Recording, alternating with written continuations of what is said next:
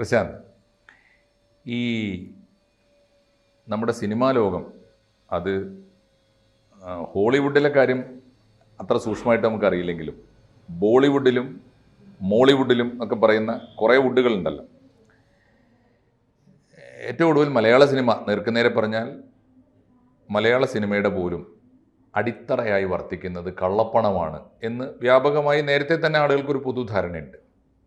ഇപ്പോൾ മലയാള സിനിമയിലെ നടനും സംവിധായകനും ഒക്കെയായ ഒരു നിർമ്മാതാവ്, ആ നിർമ്മാതാവിനെ വലിയ തോതിൽ കള്ളപ്പണം എന്താ പറയുക, നികുതി വെട്ടിപ്പിന്, നികുതി അടക്കാത്ത പണത്തിനാണല്ലോ നമ്മൾ കറുത്ത പണം എന്ന് പറയുന്നത്, വലിയ തോതിൽ നികുതി വെട്ടിപ്പിന് അദ്ദേഹം ലിസ്റ്റ് ചെയ്യപ്പെടുകയും റെയ്ഡിന് അദ്ദേഹത്തിൻ്റെ സ്ഥാപനങ്ങൾ, ഓഫീസ് ഉൾപ്പെടെ റെയ്ഡിന് വിധേയമാവുകയും ചെയ്തിരിക്കുന്നു.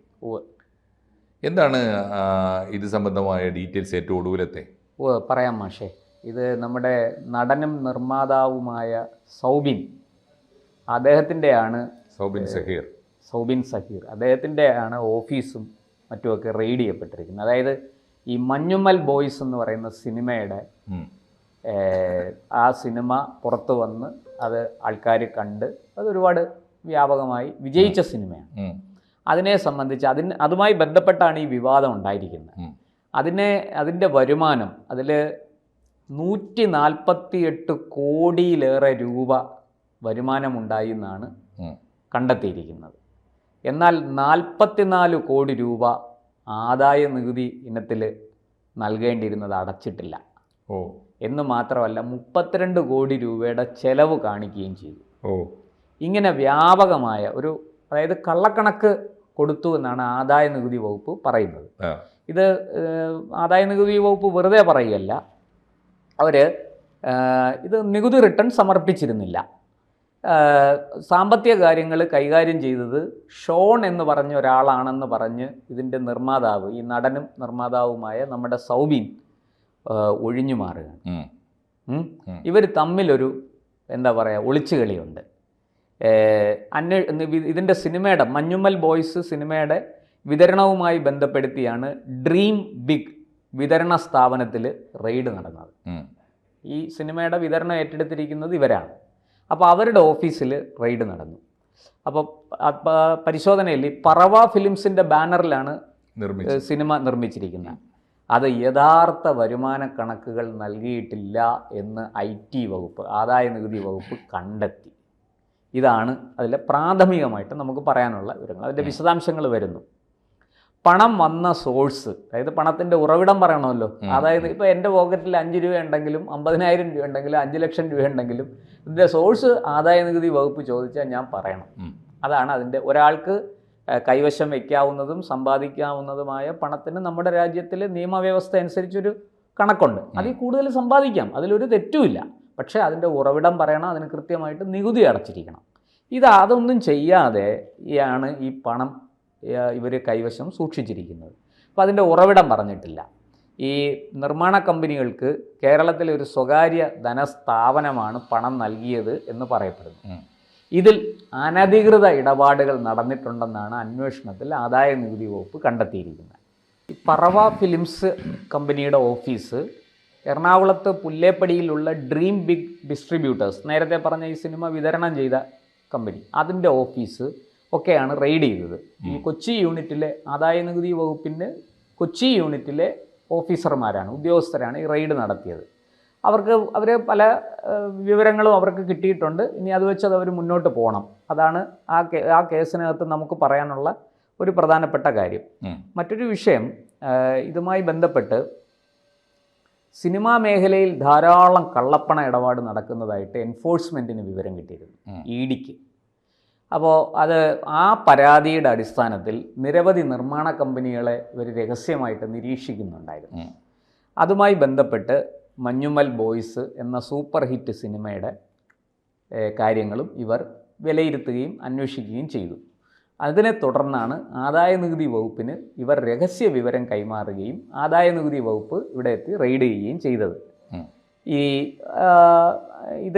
ഇതിനെക്കുറിച്ച് ഒരുപാട് ആക്ഷേപങ്ങളുണ്ട്. ഇതിൻ്റെ ലാഭവിഹിതം കൊടുത്തിട്ടില്ല, അങ്ങനെ ചെയ്തിട്ടില്ല, ഇങ്ങനെ ചെയ്തിട്ടില്ല, ക്രമക്കേടുകൾ. പിന്നെ കള്ളക്കണക്ക്, അതായത് ഇത്ര കോടി രൂപ ചെലവഴിച്ചു എന്ന് പറഞ്ഞ് കള്ളക്കണക്കുകൾ ഉണ്ടാക്കിയിരിക്കുന്നു. ഇതൊക്കെ ഇതിനെ സംബന്ധിച്ച് ഉയർന്നിരിക്കുന്നു. പക്ഷേ മറ്റൊരു പ്രധാന കാര്യം ഈ വിഷയത്തിൽ പറയാനുണ്ട്.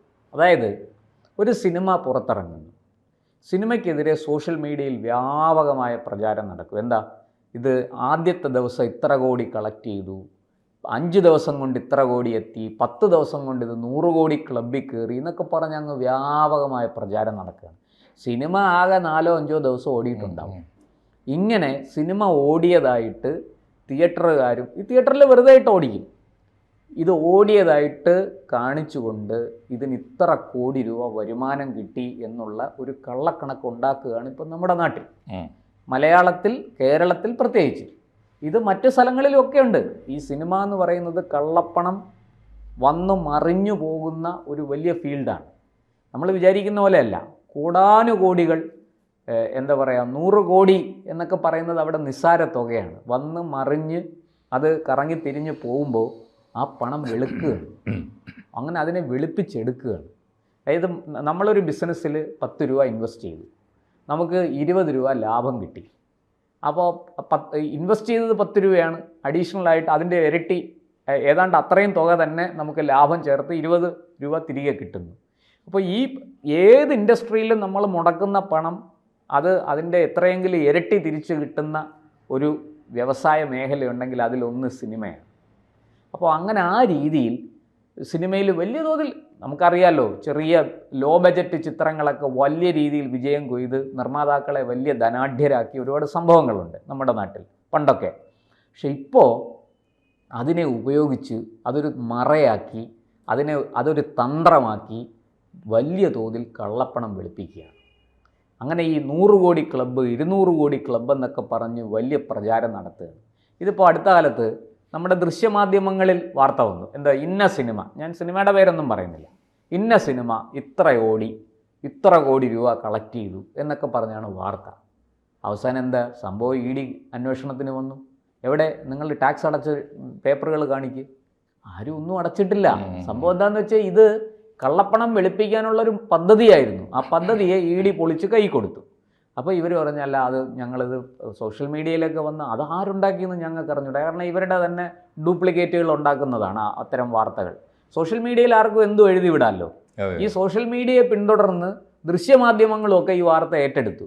പക്ഷേ സംഭവിച്ചത് എന്താണെന്ന് വെച്ചാൽ ED വന്നപ്പം ഏതാണ്ട് 30 കോടിയോ 33 കോടി രൂപയോ എങ്ങോട്ടാണ് ആകെ കിട്ടിയത്, കളക്ഷൻ സിനിമ ഓടി വന്നത്. അപ്പോൾ എന്താ പറയുക, ഉള്ളി തൊലിക്കുന്നത് പോലെ തൊലിച്ചകത്ത് വന്നപ്പോൾ ഒന്നുമില്ല. 100 കോടിയില്ല, 200 കോടിയില്ല, ക്ലബ്ബും ഇല്ല, ഒന്നുമില്ല. അപ്പോൾ ഇത് ആരെ പറ്റിക്കാനാണ്? രാജ്യത്തെ വ്യവസ്ഥയെ പറ്റിക്കാനല്ലേ? എന്താണ് ഇതിൽ? പല അടുക്കുകളുണ്ട് ഈ ആരോപണത്തിന്. ഒന്ന്, മഞ്ഞുമൽ ബോയ്സ് തുടക്കത്തിലെ വിവാദങ്ങളിൽപ്പെട്ട ഒരു സിനിമയാണ്. വിജയിച്ചു പോയി എന്നുള്ളത് ശരിയാണ്, പക്ഷേ നല്ല സിനിമ ആയതുകൊണ്ടല്ല എന്നാണ് ഞാൻ പറയുക. അതൊരു സംഭവിച്ചു പോയൊരു കഥയാണ്. അതിൻ്റെ മുഴുവൻ സസ്പെൻസും അത് ആദ്യം കാണാതിരിക്കുമ്പോൾ തന്നെ നമുക്കറിയാം. അതുകൊണ്ട് സിനിമ എന്ന നിലയിൽ എന്തിനാണ് ഈ പാവങ്ങൾ പോയി അത് വിജയിപ്പിച്ചതെന്ന് പോലും എനിക്കറിയില്ല. നല്ല സിനിമയായിട്ട് എനിക്ക് തോന്നിയിട്ടില്ല സിനിമ കണ്ടിട്ട്. ഞാൻ പ്രതീക്ഷയോടെ പോയി കണ്ട് നിരാശയോടെ മടങ്ങിയൊരു സിനിമയാണ്. അപ്പോൾ ഒന്നത്, പക്ഷേ തുടക്കത്തിലെ ആ സിനിമ വിവാദത്തിലുണ്ടായിരുന്നു. വിവാദം എന്ന് പറഞ്ഞാൽ അവർ തമ്മിൽ തന്നെയുള്ള വഴക്കും പരാതിയും. ഒരു പക്ഷേ ഇപ്പോൾ നമ്മുടെ EDയോ അല്ലെങ്കിൽ അത് IT ഇൻകം ടാക്സൊക്കെ വലിയ കാര്യത്തിൽ ഞങ്ങളിത് കണ്ടുപിടിച്ചു എന്ന് പറയുന്നത് ഇതിനേക്കാൾ ശരി ഇതൊക്കെ അവർക്ക് എത്തിച്ചു കൊടുക്കാൻ അവരുടെ അകത്ത് തന്നെയുള്ള ആളുകളുണ്ടായിരുന്നു, ശത്രുക്കളുണ്ടായിരുന്നു എന്നുള്ളതാണ് ഒരു പരാതി. 2, സൗബിൻ സഹീർ പിടിക്കപ്പെടുന്ന 2 കാരണം കൊണ്ടായിരിക്കും. ഒന്ന്, ഇത് രാജ്യത്തെ സമർത്ഥമായി പറ്റിക്കാവുന്ന തരത്തിൽ കണക്കെഴുതാനുള്ള പരിചയം അവർക്കില്ല, അല്ലെങ്കിൽ അത്തരം എക്സ്പേർട്സിൽ അവർ എത്തിയിട്ടില്ല. 2 ഒന്നത്. രണ്ടാമത്തെ കാര്യം, ഇവൻ പിടിക്കപ്പെടുമ്പോൾ അല്ലെങ്കിൽ ഇവനെ പിടിക്കപ്പെടാതിരിക്കാൻ മാത്രമുള്ള ഈ വലിയ വൻകിടക്കാരുടെ ലിസ്റ്റിൽ അവൻ പെട്ടിട്ടില്ല. ന്യായമായി ഈ വാർത്ത കാണുമ്പോൾ നമുക്ക് ചോദിക്കാവുന്നൊരു കാര്യം, ഇതൊക്കെ ശരിയായിരിക്കും. 2 തരത്തിലാണ് കുറ്റം ചെയ്യുന്നത്. ഒന്ന്, ഇല്ലാത്ത കളക്ഷൻ സിനിമയ്ക്ക് ഉണ്ട് എന്ന് വരുത്തുന്നത് ഈ പാവങ്ങളായ ആളുകളെ പിന്നെയും ഇതിലേക്ക് ഇടിച്ചു കയറ്റിയിട്ട് സിനിമ പ്രൊമോട്ട് ചെയ്യാനാണ് ഒരു മാർഗം. അത് നിഷ്കളങ്കമായ മാർഗമാണ്. രണ്ടാമത്തെ മാർഗം എന്താണെന്ന് വെച്ചാൽ, മിക്കപ്പോഴും പൊട്ടിപ്പോയ സിനിമകളൊന്നും നിർമ്മാതാവിന് നഷ്ടം വന്നിട്ടില്ല. കാരണം അവൻ്റെ വേറെ ഏതെങ്കിലും സോഴ്സിലുള്ള കള്ളപ്പണം കണക്കെഴുതി വെളുപ്പിച്ചെടുക്കാനുള്ള ഒരു മാർഗ്ഗമാണിത്. അതുകൊണ്ട് പൊട്ടിയ സിനിമകളൊന്നും നിർമ്മാതാവിന് നഷ്ടം വരുന്നില്ല പുതിയ കാലത്ത്. അതാണ് വലിയൊരു മാറ്റം. ഒടുവിലത്തെ ഒരു പ്രധാനപ്പെട്ട കാര്യം ഇത് ചോദിക്കേണ്ടത്, ഈ പണി ചെയ്യാത്ത ആ ഏത് നടൻ ഇന്ത്യയിലുണ്ട്, ഇന്ത്യ മഹാരാജ്യത്തുണ്ട് നേരായ കണക്ക്? ഞാൻ ചോദിക്കട്ടെ, ഇവരിപ്പോൾ ഈ നടത്തിയ റെയ്ഡ് ആശീർവാദിലോ മമ്മൂട്ടി കമ്പനിയിലോ നടത്തുമോ? നടക്കുമെന്ന് എനിക്ക് അവർക്ക് തോന്നുന്നില്ല. അവരുടേതായ മേഖല അവർ പിടികിട്ടാത്ത, മീൻസ് അവർ പിടിയെത്താത്ത വലിയ ഉയരങ്ങളിൽ, വലിയ ഉയരത്തിലാണ്. ഇത് ഈ പിന്നെ ഒരു പാവമീനായതുകൊണ്ടാണ് താരതമ്യേന ഒരു സിനിമ അത്ഭുതത്തോടെ കഷ്ടിച്ച് ജയിച്ചു പോവുകയും. അല്ലെ, സൗബിൻ ഒരു ചെറിയ മീനാണ്. ചെറിയ മീനാണ്, അതുകൊണ്ടാണ് ഈ ഇതൊക്കെ അവനിലേക്ക് എത്തുന്നത്. അത് പക്ഷെ ഒരു സൂചനയുണ്ട്. സൗബിൻ സഹീറിന്റെ കേസ് പുറത്തു വരുമ്പോൾ നമ്മൾ പഠിക്കേണ്ട കുറേ പാഠങ്ങൾ. ഒന്ന്, സോഷ്യൽ മീഡിയയിൽ പ്രചരണം കൊടുക്കുന്നത് പോലും പലപ്പോഴും പെയ്ഡാണ്. ആ കാശ് പോയി കിട്ടും. ആ കാശ് പോയി കിട്ടുക മാത്രമല്ല, അതിലൂടെ ഈ പാവങ്ങളെ ആയ കാണികളെ പിന്നെയും ഇതിനകത്ത് തരത്തിൽ പറഞ്ഞാൽ അതൊരു വഞ്ചനയാണ്. അത് ജനങ്ങളെയാണ് പറ്റിക്കുന്നത്. രണ്ടാമത്തേത് രാജ്യത്തെ പറ്റിക്കലാണ്. എന്താ കാര്യം? ഇല്ലാത്ത ആളുകൾ വരാത്ത സിനിമയ്ക്ക് പോലും ഹൗസ്ഫുൾ എന്ന് കണക്ക് എഴുതിയിട്ട് പ്രൊഡ്യൂസർക്ക് കിട്ടിയിരിക്കുന്നു എന്ന് പറയുന്നത് വളഞ്ഞ വഴിക്ക് ബ്ലാക്കിൽ അദ്ദേഹത്തിന് കിട്ടിയ പണം വെളുപ്പിക്കാനുള്ള തന്ത്രമാണ്. മൂന്നാമത്തെ കാര്യം, നേരായ കണക്ക് ഇന്ന് വരെ ഒരു രാജ്യത്തിനും കൊടുക്കാത്ത ഒരു കൂട്ടരാണ് നമ്മുടെ കലാകാരന്മാർ. രാഷ്ട്രീയക്കാരുടെ അഴിമതി പണം വെളുപ്പിക്കാൻ പല രാജ്യത്തും ബിസിനസ്സുകാരുടെ വലിയ നെറ്റ്വർക്ക് ഉള്ളതുപോലെ ഏതൊരു അഴിമതിക്കാരനായ രാഷ്ട്രീയ നേതാവിൻ്റെ പുറകിലും പലപ്പോഴും മക്കളായി, ബന്ധുക്കളായി, ആത്മമിത്രങ്ങളായി വലിയ കച്ചവട സംഘം കൂടെ നിൽക്കുന്നത് ഇവരുടെ അഴിമതി പണം വെളുപ്പിക്കാനാണെങ്കിൽ എല്ലാ കലാകാരന്മാരുടെയും ബന്ധങ്ങൾ പലപ്പോഴും ഇങ്ങനെയാണ്. എല്ലാ വമ്പന്മാർക്കും അവർക്ക് ചിലർക്ക് രാഷ്ട്രീയ സ്വാധീനം ഉണ്ടാവും, ചിലർക്ക് അതല്ലാത്ത തരത്തിലുള്ള സ്വാധീനം ഉണ്ടാകും. അവരെ ഒന്നും തൊട്ട് കളിക്കാൻ ഒരു ഏജൻസിയും ഒരു സാമ്പത്തിക കുറ്റകൃത്യം കണ്ടുപിടിക്കാൻ ആരും തയ്യാറാവാറില്ല. ഉറപ്പാണ്, ആലോചിച്ച് നോക്കൂ, ഉറപ്പാണ്. എവിടെയാണ് നമ്മുടെ മമ്മൂട്ടിയുടെയും മോഹൻലാലിൻ്റെയൊക്കെ കണക്ക് അവർ വാങ്ങുന്നതിന്? അത് ബാക്കിയുള്ളവരുടെ ഒന്നും പേര് പറയാത്തത് ബാക്കി എല്ലാവരും അതിൻ്റെ താഴെയാണെന്നുള്ളതുകൊണ്ടാണ്. ഇവരൊക്കെ വാങ്ങിയതിൻ്റെ കണക്ക് കൃത്യമായി. ഇവര് ഒരു സിനിമക്ക് വാങ്ങുന്ന പ്രതിഫലം നിങ്ങളൊന്ന് കണക്ക് ചോദിക്കും. അവര് എത്രയാണെന്ന് മാധ്യമങ്ങളിലൊക്കെ വരാറുണ്ട്, വാർത്തകൾ വരാറുണ്ട്. 100 കോടിയാണ്, മറ്റേതാണ്, ഓരോരുത്തരുടെ കണക്ക് പറയും. ആ കണക്ക് എന്നാൽ ഇവരെപ്പോഴെങ്കിലും അങ്ങനെ ഒരു കണക്ക് വെച്ചുകൊണ്ട് രാജ്യത്തിന് കണക്ക് കൊടുത്തിട്ടുണ്ടോ? ഉണ്ടാവില്ല. ഇല്ല. മാത്രമല്ല ഇവർ പലപ്പോഴും കാശ് വാങ്ങുന്നത് വേറൊരു തമാശ അറിയോ? 2 റേറ്റാണ് അത്രേ. ബാങ്ക് ട്രാൻസ്ഫർ ആണെങ്കിൽ എമൗണ്ട് കുറവാണ്, ഇവർക്ക് കുറച്ചേ പറ്റുള്ളൂ, കാരണം അതിന് രേഖയുണ്ടാവും. ബ്ലാക്ക് മണിയാണ് കൊടുക്കുന്നതെങ്കിൽ അത് 2 കൂട്ടർക്കും ലാഭമാണ്, കൊടുക്കുന്നവനും വാങ്ങുന്നവനും ലാഭമാണ്. ഈ നഷ്ടം ആർക്കാണ്? രാജ്യത്തിനാണ്. അതുകൊണ്ട് രാജ്യത്തെ ഈ നടന്മാരുടെ ഈ വെള്ളിത്തിരയിലെ നക്ഷത്രങ്ങൾ എന്നൊക്കെ നമ്മൾ വാഴ്ത്തിപ്പാടുന്നവരുടെ ആസ്തിയൊക്കെ ഇന്ന് പരിശോധിച്ചാൽ വളരെ വലിയ ആസ്തിയാണ്.